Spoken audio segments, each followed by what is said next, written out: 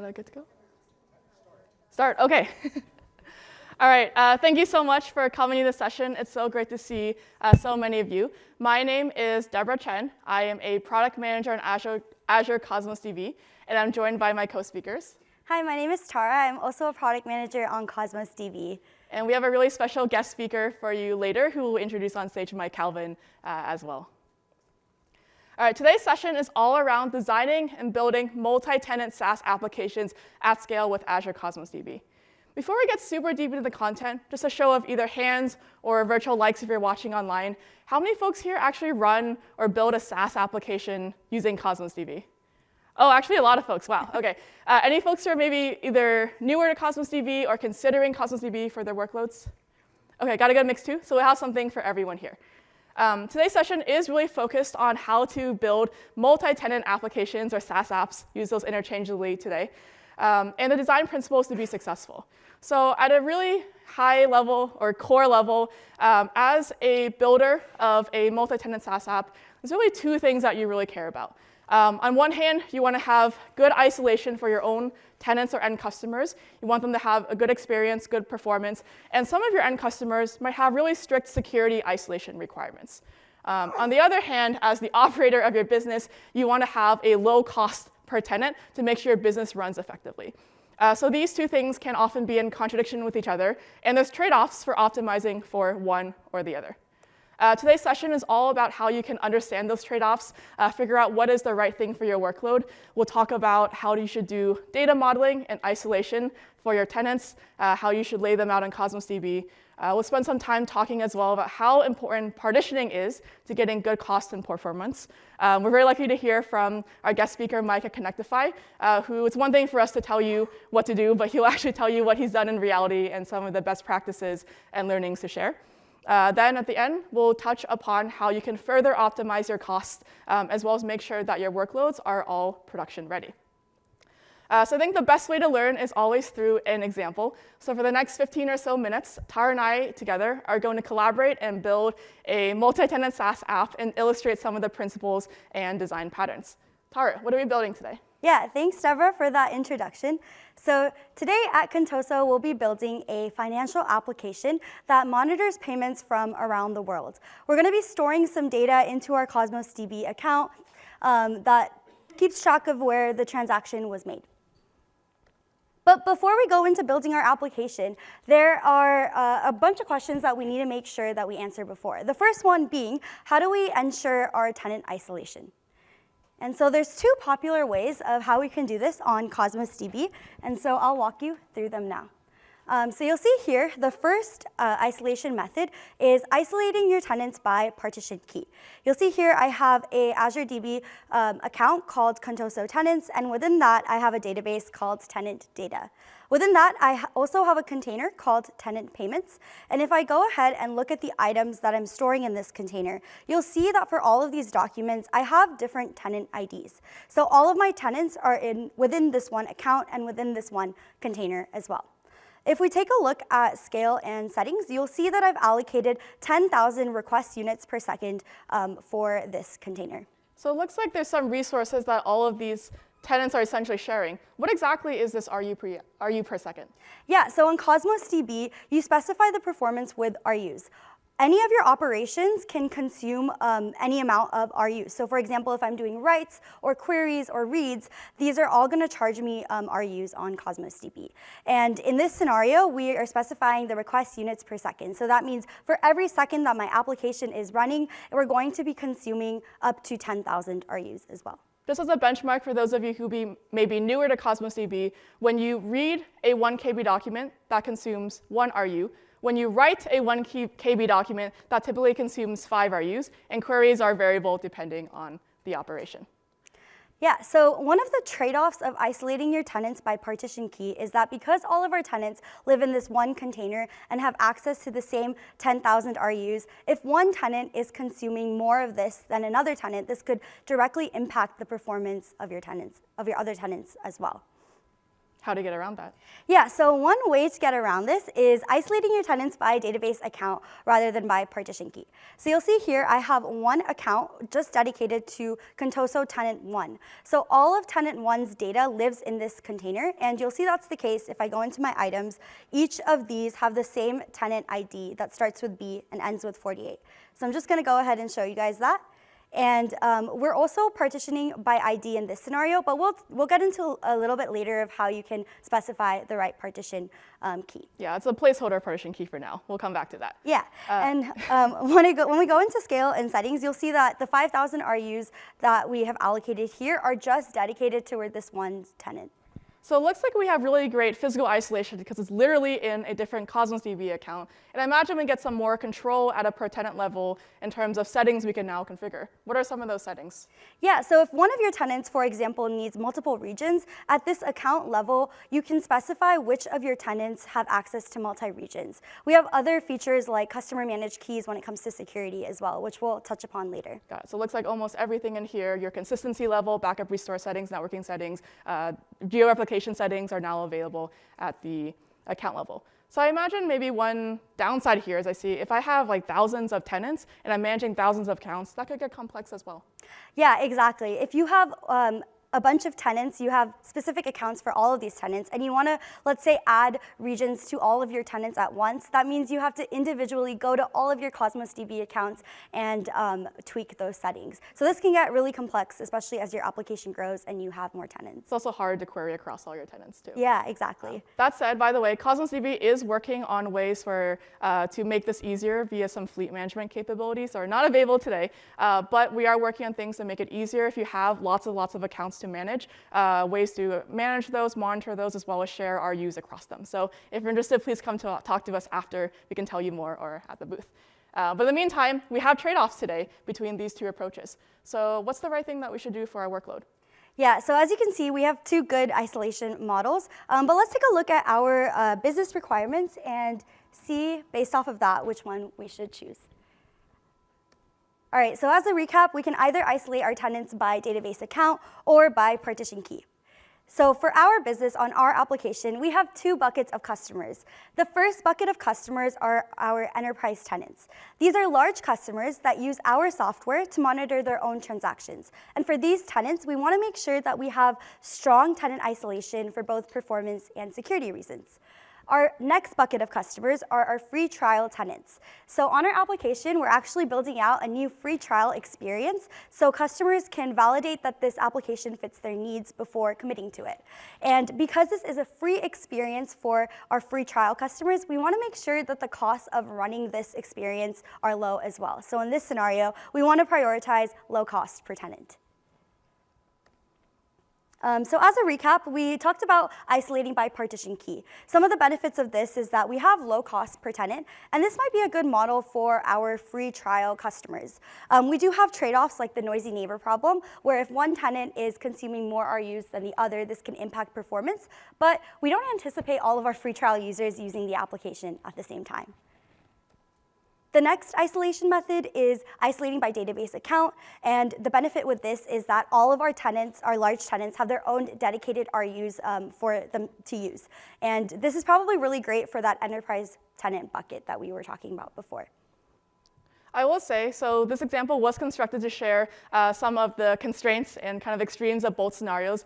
In practice, we have many customers running their enterprise level production workloads, sharing RUs across partition keys in the same container. It really comes down at the end of the day, what is more important to you at this point in time and which trade-off you want to prioritize at this point in time. But if we do, in either case, whether we do account per tenant or PK per tenant, we still need to think about our partition key. What should we do there?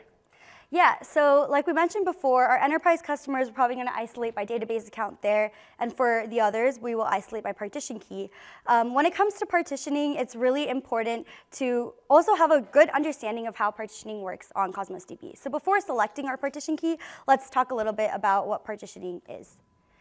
So as an overview, partitioning is really what allows Cosmos DB to distribute your data horizontally. So unlike other database databases where you are specifying the CPU, the memory, and the storage to scale your database, Cosmos DB will automatically scale your database horizontally based off of that partition key that you use.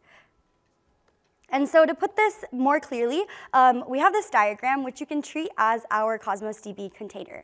So we were talking about our free trial tenants and how we want to isolate by partition key. So in this scenario, let's pretend that it seems like a good partition key for that scenario is partitioning by tenant ID, because we're going to often query by tenant ID as well. Let's use that as a starting point, but we'll come back to it. Yeah, exactly. So we have our tenant ID as our partition key here. And you'll see that I have these rectangles that are shown as our physical partitions on Big Cosmos ones, right? DB. Big rectangles. Yeah, the big rectangles. Within each of the big rectangles, we have smaller rectangles. You can think of these as our logical partitions. And so our logical partitions are where what we select as our partition key come into play. You'll see that we have partitioned by tenant. So when figuring out where our documents are placed in our container, this is where all the magic happens. So you'll see here we're trying to ingest this document that has tenant as Contoso. We hash over our Contoso value, and this tells us which logical partition to go into, as well as the physical partition. And same goes for wingtip toys. We again hash over this value and it spits out a range, and then it matches that value as well. Now, we talked a lot about how performance also impacts your partitioning on Cosmos DB. So for this container, let's say we've allocated 50,000 request units per second. Cosmos DB automatically distributes these RUs evenly across all of your physical partitions, and each physical partition can burst up to 10,000 RUs. So with the 50,000 RUs, we split this evenly across our physical partitions, giving us 5 physical partitions that can each burst up to 10,000 RUs. Within each of these physical partitions, you also have a limitation of 50 gigabytes of data. And once you surpass the 50 GB limit, Cosmos DB automatically splits these physical partitions for you. So you don't have to worry about your application growing and getting bottlenecked because of this limitation. Cosmos DB automatically does the splitting for you. Within the physical partitions, we also have a logical partition limit of 20 GB. So if you're worried about your partition key, in this case tenant, having data that surpasses that 50 GB limit, we also have a new feature called hierarchical partition keys, where you can specify the second and third level to partition your data even further. So in this scenario, if we have our hierarchical partition key as tenant ID, and we specify a second level of, let's say, transaction ID, we can actually go past the 20 GB limit for each of our tenants. So for a shared container where we have all the tenants in the same container, seems like tenant ID with the second level, more granular key might be a good starting point. But are there any scenarios where even with hierarchical partition keys, that might not be the right choice? Yeah, so if you have low cardinality of tenants, let's say you have only 100 tenants, this might cause some problems for your workload as well. You want to make sure that your hierarchical partition key, top level especially, still has high cardinality, and that your distribution for this workload is even as well. You want to make sure that not just one tenant is getting more requests than others. Makes sense. So if I have a really skewed, like one tenant is like 10 times, 100 times, 1,000 times larger, then even with hierarchical partition keys, there's only so much you can do. Maybe it's better to isolate those into different container, or potentially pick a different partition key. Right, exactly. All right, so let's get into the partition keys. All right, so before we choose what partition key to select, we need to make sure we have a good understanding of our data access patterns. And so for our application, there are around 2 operations that are the most important. The first is that we want to make sure that all of our transactions get written into our database container. The second one is that every time someone logs into our application, we are looking up their payer ID and outputting all of the transactions for them. So we have some write operations for each transaction, as well as queries by payer ID within each tenant. And occasionally, we'll do some complex queries for analytical reasons by country. So let's take a look with the demo to see how all of these partition keys perform. All right, so I have here an account that has 3 containers, each with different partition keys. Let's go ahead and analyze the first one where we've partitioned by country. As you can probably predict, country is probably not going to be a good partition key, but let's try it anyway and see how it performs. So just to show all of you guys, in our partition key tab here, you can see that we've partitioned by country. So I'm going to go ahead and open my console application. Before you do that, can you explain the setup of this experiment we're about to run? Yeah, good point. So I'm going to go into my scale and settings, and you'll see here that I'm allocated 5,000 RUs for this container. I also have 5 physical partitions because I forced this to happen for the demo purposes. So we have 5 physical partitions that can each burst to 1,000 RUs. So I'm going to go ahead and run a console application to show how our rights do on this container. So I'm going to run it on country PK. And you'll see here, we're actually only averaging around 1,000 RUs for all of the write operations we're doing. But we've provisioned that 5,000 RUs. So this is really interesting. What do you think is happening, Deborah? That's really weird. I want the RUs. Where are they? Yeah, so if we take a look at our metrics here, in Azure Monitor, I'm looking at the normalized RU consumption metric, which tells us basically for all of the RUs that we've provisioned, what percentage are we actually consuming. So I'm filtering on collection and splitting by physical partition ID. You can see I'm at 100%, but that's really only coming from one physical partition using up all of my RUs that are just on that physical partition. So as you can see, we are at 100% utilization, but we've allocated 5,000 RUs and we're only using 1,000 of them. So if all the requests are literally going to one physical partition, if I think about the picture you showed earlier, if Cosmos DB is hashing the value to pick which physical partition, is that all hashing to the same value or something?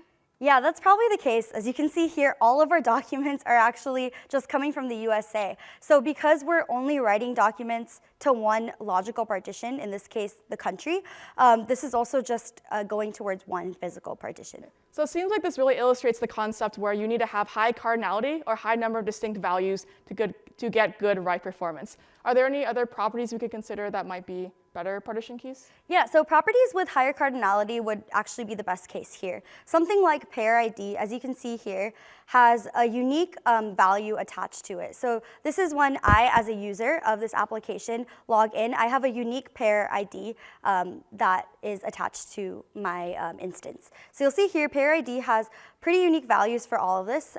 And it, again, the scale is also at 5,000 RU. So let's see how this performs on our console app. So I'm going to go ahead and run the same writes on this new container. And you'll see here we're already using up to 5,000 RUs on this new container. So that's really how powerful choosing a partition key with high cardinality is. Pretty amazing that just by choice of partition key, you really 5x your performance for the same RUs. Yeah, and you can see here in my normalized RU consumption metric, I'm at 100% again, but this 100% is coming from all of the physical partitions rather than just one. So it looks like high cardinality is really important for the write ingest performance, but our workload isn't all writes. What about the read aspect? Yeah, when it comes to queries, I've written an example query of what we would like to see in our application. We really want to get all of the transactions, all of the documents that pertain to specific pair IDs. So I've written here a query that we're going to run on both the country container as well as the pair ID container. So let me go ahead and execute it here. And you'll see here we have one result that shows up, and it took around 14 RUs for this query to run. Yeah, this is pretty expensive, and it's probably because we're not specifying our physical partition or our partition key in the query itself. So if I try this on something like a container that has that partition key on it, let's try executing it on this one instead. So while you're running that query, if I remember, there are 5 physical partitions, and if I don't tell you the partition key value in the query, Cosmos DB has to literally go check every physical partition to see if the data is there. Usually it takes around 2 or 3 RUs, so given that I know you force 5 physical partitions, the fact the query costs 14 or 15 sounds about right. Yeah, exactly. And you'll see here that this query actually only took 3 RUs, so there's a huge difference over here. That's another 5x improvement. So basically, literally for the same amount of RUs you provision, you can get 5 times the throughput of queries per second just by making sure you have a good partitioning strategy. Now I do have to say something that is still bothering me, which is I get that payer ID has more cardinality than country, but it's still not perfect. Some payers still might do more transactions than others. Should we look at something with like even better cardinality? Yeah, so I do have a container that says transaction ID is the partition key. But with this, even though we have higher cardinality than payer ID, we would still run into that high query charge because we would still have to visit each of the logical partitions and physical partitions to make sure we can find our specific payer ID. All right, so it sounds like between the two of them, reasonable trade-off of taking payer ID for this partition key. Yeah, exactly. So just as a recap, two things you should keep in mind when selecting your partition key. One, you should have high cardinality, and that goes for your hierarchical partition keys as well. Second is you want to make sure that you're spreading your RU consumption and data storage evenly across those logical partitions. And the second thing to note is you want to make sure you understand whether you have a read-heavy versus write-heavy workload. If it's write-heavy, choosing a partition key with high cardinality of values, really make sure you're using your RUs efficiently. And if you're a read-heavy workload, maybe specifying the partition key that is specified in all of your popular queries is a good choice. That also has high cardinality. Yeah, you can't escape the high cardinality when selecting your partition key. So with that, I want to hand the mic to 𝗦𝗽𝗲𝗀𝗀𝗀𝗀 from Kinectify, who's going to be talking about his experience on Cosmos DB as well. Thank you. Thanks, Sarah. Can you guys hear me? There we go. All right, I'd like to start by telling you guys a little bit about what Kinectify is. We are an anti-money laundering compliance platform that's targeted at the gaming industry. We analyze millions of player and transaction records per day, identifying suspicious activity that potentially indicates criminal activity, and help our operators investigate and report that activity to the federal government. We are a SaaS cloud-only solution built using primarily Microsoft Platform as a Service offerings, and we ingest highly sensitive PII and proprietary data from our customers, forcing security to be a major part of our development process. Our platform is made up of 4 major tiers. We have a client tier, an API tier, a service tier, and an analytics tier. Our client tier is comprised of single-page applications and customer-facing APIs. These are built with Angular, .NET 7 Plus containerized applications, and they're both deployed to our Kubernetes cluster with AKS. Our API tier hosts our internal platform APIs. They're containerized APIs as well, and we also leverage a messaging system using Azure Service Bus and Event Hubs. Our service tier is Azure Functions, and those functions are also containerized and hosted in our Kubernetes cluster. And we leverage Cosmos DB for our operational data store, and it is the primary data store that's driving our user interface for our customers. Let's talk a little bit about data ingestion. We ingest large volumes of data. We have some customers that have estimated as many as 35 million transactions per day that they'll be sending us. And so we needed a highly performant ingestion process. In the Kinectify application, a transaction is approximately 2.5 kilobytes and takes 13 RUs to insert into the Cosmos collection. And a player record is approximately 10 kilobytes and 100 RUs. It has significantly more properties than the transaction objects do, which is why the cost is higher for the player objects. We have a series of Event Hubs topics that our data flows through to get to our Cosmos DB instance. And one of the things that I wanted to call out specifically is the scale that we host our Cosmos DB at. I know in a lot of demos and whatnot, you see these awesome applications, and it's hard to understand kind of how much that costs to operate something like that. So we run a 200,000 RU transaction collection and a 50,000 RU player collection. We have about 15 other collections in our database as well, and we share about 30,000 RUs across those. At this scale, and with the size of the objects that I just mentioned, Kinectify is able to ingest 15,380 transactions per second if we allocate 100% of our throughput to writing, and approximately 500 players per second. Let's talk about why we chose Cosmos DB as our operational data store. First, infinite scalability. We have large volumes of data coming in and very spiky load patterns. So we needed a solution that could scale quickly and also scale down when we weren't receiving those traffic patterns so that we can optimize cost. Single-digit millisecond latency on point reads was another important feature for us. We have customers that have as many as 50 employees using our application every single day. That application needs to be performant at all times so that we can help them maintain efficiency, which is the promise of our platform to our customers. Multi-master writing and geo-replication. This is an important feature for us for two reasons. High availability and disaster recovery, of course. We're able to replicate our data across multiple geographic regions at the click of a button. We don't have to develop any kind of complex ETL type processes to make that happen. But more importantly, perhaps for us, is maintaining a consistent experience in our app no matter where in the US our customer is located. We have customers across the country. We want to minimize network latency and ensure that they're all experiencing a fast and performant user interface. One of the most important reasons why we chose Cosmos DB is developer productivity. We're able to version our objects through our application tier rather than through our data tier. We don't have data migration, schema updates that have to occur, or any of the kind of high-risk operations that often accompany deployment to production environments. This allows us to deploy very quickly and with minimal change to our data tier as we deploy. In addition, we've implemented a generic repository pattern around the Cosmos DB SDK that has been hugely effective. It's made it very easy for us to create new types of objects in our database, new versions of the same types of objects even. And it also is very flexible. It kind of forces best practice with Cosmos DB querying, so our developers are able to kind of leverage the knowledge of all of our engineers rather than trying to recreate the wheel every time they need to query something. And it's been so effective, in fact, that many of the engineers at Kinectify have never written a Cosmos query directly.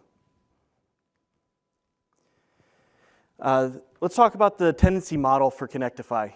We are a multi-tier tenancy model.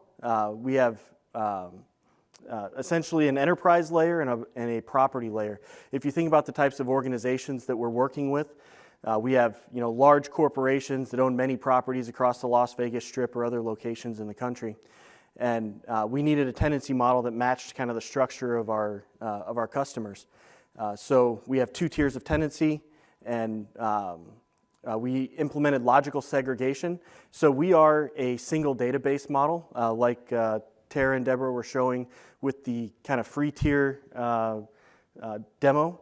And we chose that for several reasons. We'll get into that in just a second. But we do isolation through partitioning. Our partitioning strategy, although it doesn't always include a tenant ID, it is implementing at a minimum a tenant-based logical partition. And we have the ability, through the flexibility of Cosmos, to separate out tenants into another database if we need to, with minimal overhead and application change that would need to occur. Pros and cons of the choice of the tenancy model that we chose. Cost optimization first. We're able to share throughput across all of our tenants, which has been very important as we were kind of starting out. We were not operating at this scale when we were first building our platform, and this allowed us to build quickly and build very cheaply. It simplifies our operations and maintenance model as well. As you can imagine, having a database per tenant adds a significant amount of complexity to your deployment process, tenant onboarding processes, and also to your business intelligence needs. Querying data across multiple tenants is very difficult in a multi-database model. We also are able to share kind of it's a shared security model for our database, which means we're allowed to focus our resources on protecting that one database rather than having to distribute them across many databases that we're trying to protect. It allows us to focus and implement what we consider to be better security than having to distribute it across a large number of database accounts. There are cons to the approach that we've taken, noisy neighbors and balancing throughput. And when I say balancing throughput, I mean we have tenants that are different sizes, drastically different in size in many cases. So as we modeled our data, we had to choose partition keys that implemented the best practices that Deborah and Tara were talking about, and ensure that we didn't end up with hot partitions or poor sizing of our physical partitions. I'd like to cover some lessons learned from Kinectify's journey with Cosmos DB. First and foremost is partitioning. choosing the right partition key is probably the hardest thing that you'll have to do working with Cosmos, and it's also absolutely the most important thing that you'll do. In addition to that, it's hard to change partition keys, so you want to make good choices. That doesn't mean it's impossible, and you're going to learn things as you build your application, but put effort into finding what the right partition key is ahead of time, and it'll save you a lot of headache down the road. This isn't super important at a small scale. If you've got a single physical partition that's hosting your entire database, you're not going to notice any difference at all by having the wrong partition key. But as soon as your application starts scaling, you're going to start experiencing some throttling and performance degradation very quickly, and it's going to be something that'll be difficult to solve quickly. So certainly put some time into that. Also, always use a surrogate partition key. What I mean by that is a property on your object that exists only to be the partition key. You do that so that you have the flexibility to change as needed, and you can also store documents of different types in the same collection.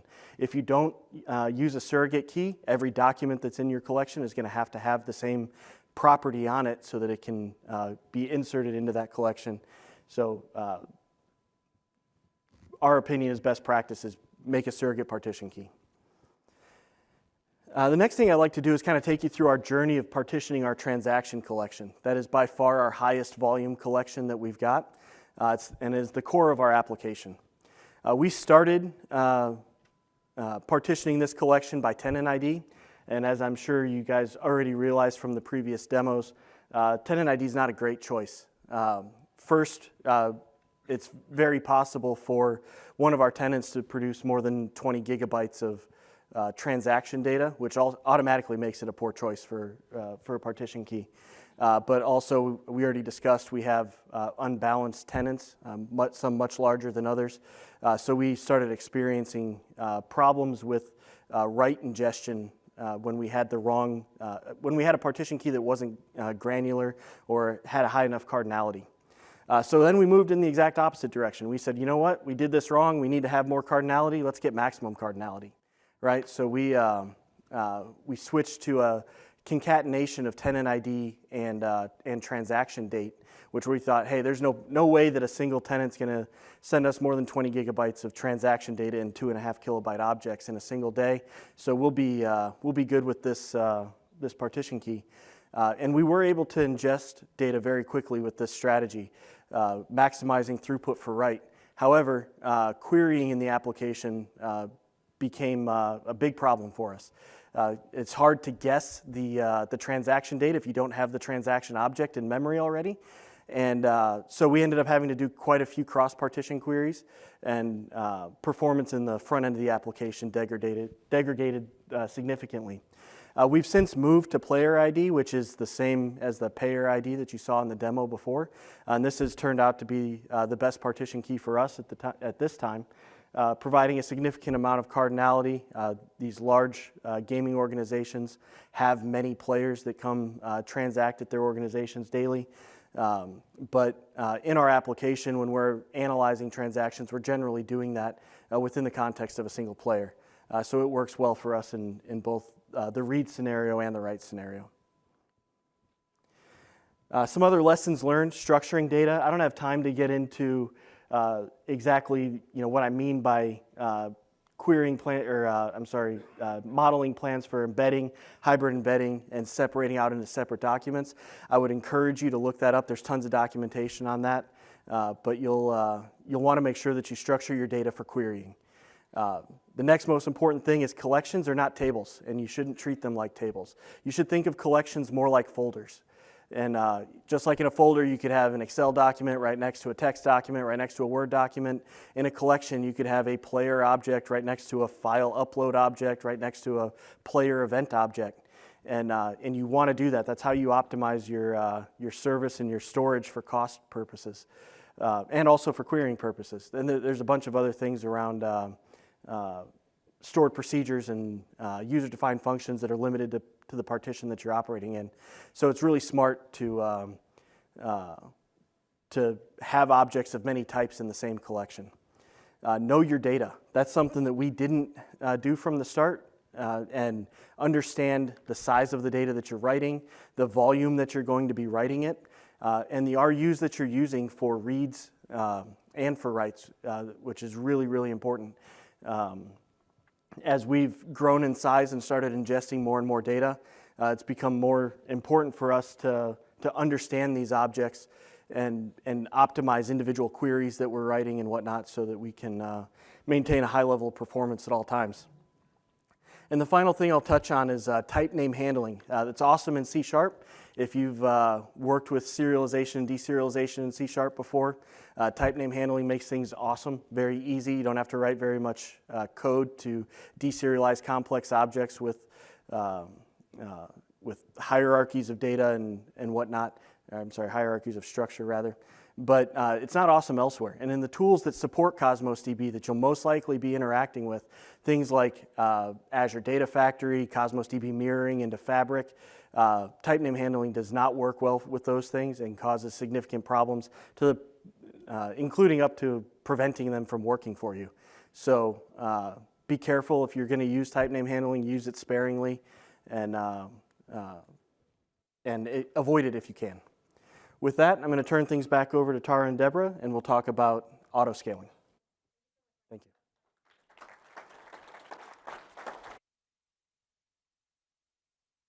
you. All right, thank you so much, Mike, for sharing those lessons with everyone here. It's really awesome to see how you and your team have successfully built your business leveraging Cosmos DB. In this last section, I want to spend some time talking about how you can further optimize your costs if you're already running in production, as well as make sure that your app is ready for production. The first thing that you always want to think about is to have a good strategy around security. So we could spend a lot of time on this here, but as a high level, if you only are able to do a few things, make sure you set up RBAC or role-based access control on your Cosmos DB production accounts. We have it for data plane as well as control plane operations. We have keys, but please use RBAC if you can do that. Set up your private endpoints, VNets, IP firewalls. And if you do have a scenario where either you yourself need to manage your own Cosmos DB keys, or maybe you have your end tenants who want to manage their own keys, you can also leverage customer managed keys and always encrypted, which gives you field level encryption on your documents. Note that these two latter things are all features that are only available at the Cosmos DB account level. So from a multi-tenant perspective, if you have customers, especially in some industries where they become very important, who absolutely need those individual things, then put those tenants in their own isolated database account. The next thing you want to think about is to have a good strategy around high availability, or HA. So the guidance from Cosmos DB has always been to have at least 2 regions for your production workload. Reason is 1 region gives you 4 nines, or 99.99% of HA, but there's no resiliency for regional outages, not when nothing happens. But if there's like an adverse weather event, you're basically waiting for your app to come back online. With 2 regions or more, you can achieve up to 5 nines of HA. When you set up a multi-region deployment, there's one other thing you need to think about, which is, do I want one region to be accepting writes, so the single write region, or do I want all my regions to be accepting writes? When you have one region that can accept writes, you might have multiple read regions. You get 4 nines of write availability and 5 nines of read availability. In the case of any regional outages, the service can manage your failover so that all your requests, reads, and writes get directed to the second region you've already provisioned. For some customers, though, who have really, really high availability requirements, often we see these in retail. I think Mike mentioned his company uses this as well. When writes are literally translating to revenue for your business, having high uptime on writes is extremely critical. When you have multiple regions that can accept writes on Cosmos DB, think of like the active-active kind of configuration, you get 5 nines for both reads and writes. And the nice thing here is in case of any regional outages or issues, the Cosmos DB client SDK automatically detects one region's not responding. Let me redirect that request to a different region that's already available and online. So it seems like adding another region can only help my workload, but does this come at an extra cost on Cosmos DB? I knew someone's going to mention cost. So for those of you who's used Cosmos DB for a while, you're probably like, yeah, I know adding a second region is great, but I'm not made of money, right? Historically, Cosmos DB has made it that adding a region did double your cost. We're really excited to announce, though, that we've made some improvements in that space that really dramatically lower the cost of entry to adding a secondary region for HA. This feature is called dynamic auto-scaling, and it works for auto-scale. To see why it's so valuable, it basically scales all your regions independently and bills you independently based on your usage. So if you have a workload where everything is uniform across regions, Cosmos DB scaling you uniformly across them is just fine. But like in reality, where you have regions that might be active at different times during different business hours, or maybe just have a little bit of skew in your workload, it does become expensive with the way autoscale works today. With dynamic autoscale, every region and every partition inside it is now scaling independently. So everything that delta there is all cost savings for you. This is available for new accounts, so let's go ahead and see it on a demo. Can you log back in? Okay.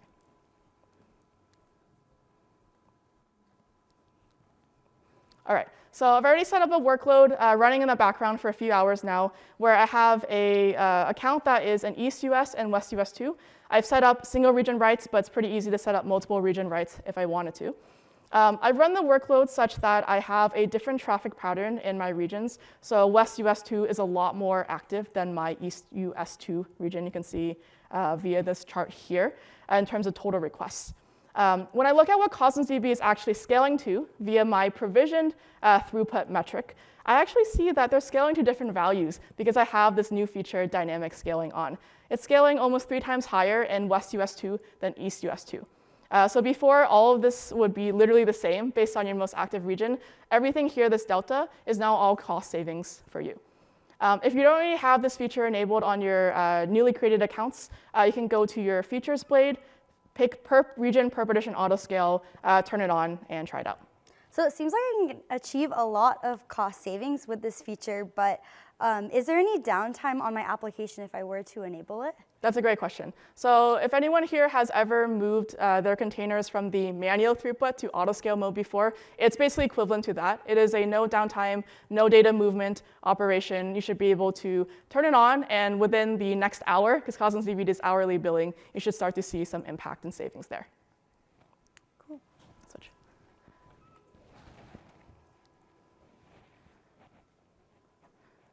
All right. So the last thing I want to briefly touch upon on the other side of the 𝗦𝗽𝗲𝗀𝗀𝗃 story is to make sure that you can handle the oops, accidentally corrupted some data, deleted some data, need to go back to a previous state.